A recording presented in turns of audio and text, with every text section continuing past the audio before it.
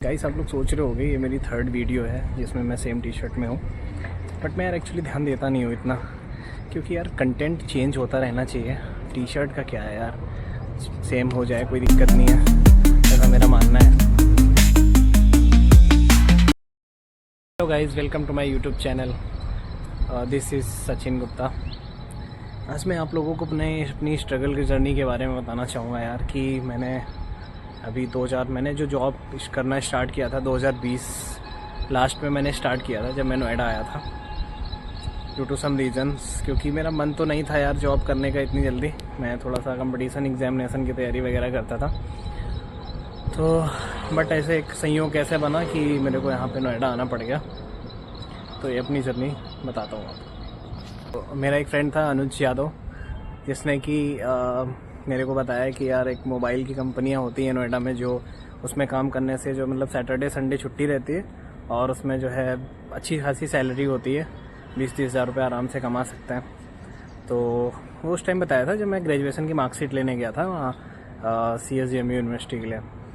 तो फिर मैंने पापा से फिर बात की। पापा मेरे यहाँ पे, my father has been living in before 20 years ago.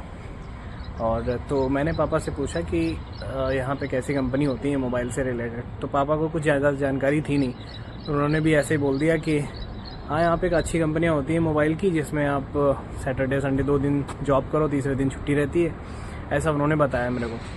तो फिर मैंने यही सोच के फिर मैं आ गया वहाँ पे, यहीं नोएडा सेटल हो गया। फिर यहाँ पे आने के बाद क्या पता मालूम था कि ऐसा नहीं होता है।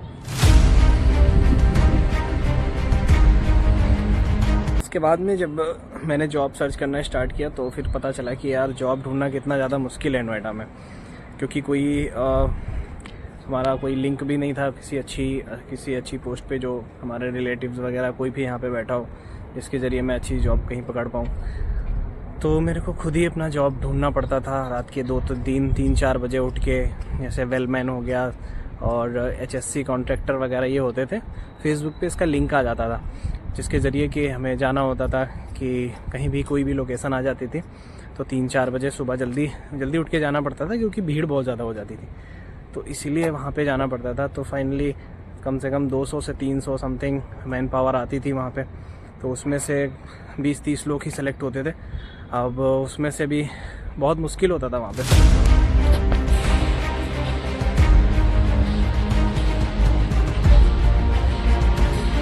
मोबाइल कंपनियों में मैंने पहला कदम रखा। मेरी पहली कंपनी थी हॉलीटेक, जो कि कैमरा बनाती थी। तो उसमें मुश्किल से मैं 1 से 1.5 महीने में कर पाया था, क्योंकि बहुत ज़्यादा स्टैंडिंग ओवेशन जॉब थी और बहुत ज़्यादा स्ट्रगल था यार वहाँ पे। तो फिर उसमें 1-1.5 महीने किया। फिर देन उसके बाद में मेरा वीवो मैन्युफैक्चरिंग कंपनी है काशना ग्रेटर नोएडा में, तो वहाँ पे मेरा मतलब मैं ज्वाइन हो गया। फिर वहाँ पे मैंने करीब 9 से 10 महीने समथिंग किया। तो वहाँ पे भी बहुत जॉब करना मेरे लिए इजी नहीं था, क्योंकि अब तक तो मैंने स्टडी करी, पढ़ाई करी हमेशा। अब तो स्टैंडिंग ओवेशन में जॉब करके और रात जाग के ये मेरे लिए बहुत ज़्यादा चैलेंजिंग था। फिर उसके बाद में फिर वीवो, ओप्पो, कई सारी कंपनियों में, मैन्युफैक्चरिंग कंपनियों में मैंने काम किया। देन फिर मेरे को रियलाइज़ हुआ कि यार इतना पढ़ाई करने का फिर क्या फ़ायदा, कि अगर मैन्युफैक्चरिंग कंपनी में या 16 घंटे अगर आपको काम करना ही पड़े तो क्या फ़ायदा आपको इतना पढ़ने लिखने का। Then we have decided. Then उसके बाद में फिर मैंने जॉब छोड़ा। मैं एज अ टीम लीडर भी मैं बन गया था ओप्पो कंपनी, मैन्युफैक्चरिंग कंपनी में, बट मेरा मन नहीं लगता था। देन उसके बाद में मैंने फिर डिसाइड किया कि मेरे को क्विट करना चाहिए। फिर मैंने कंपनी छोड़ी। फिर मैंने कॉल सेंटर मैंने ज्वाइन किया, एक जिसका नाम है साई फ्यूचर, एक है NSEZ बाउंड्री में नोएडा में। मैंने कम से कम 10,000 समथिंग सैलरी वगैरह मिलती थी वहाँ पे, तो मैंने वहाँ से स्टार्ट किया।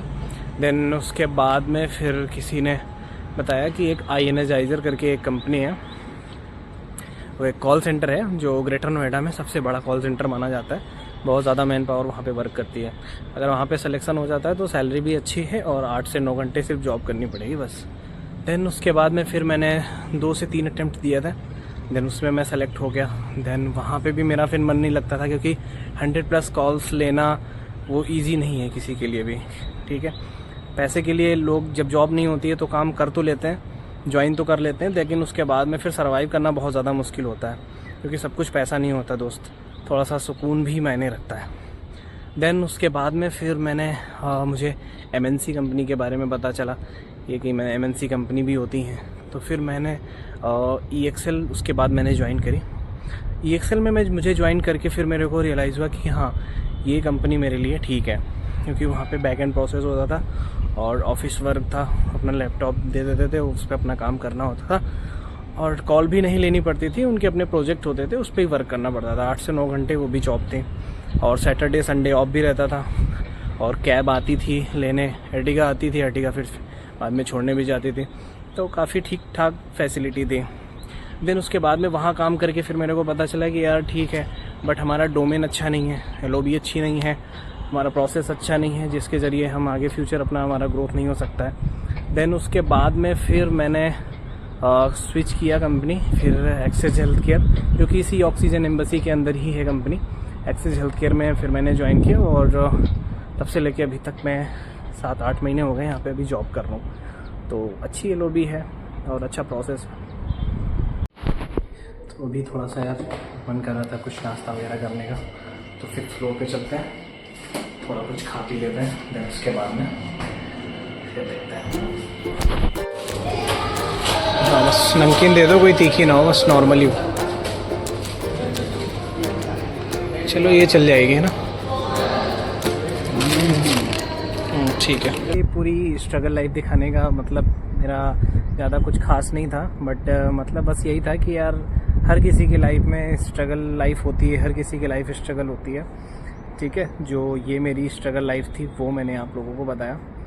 और स्ट्रगल देखो कई होता है ना कि किसी की लाइफ में ज़्यादा स्ट्रगल होता है, किसी की लाइफ में कम होता है, बट स्ट्रगल तो होता है, ठीक है।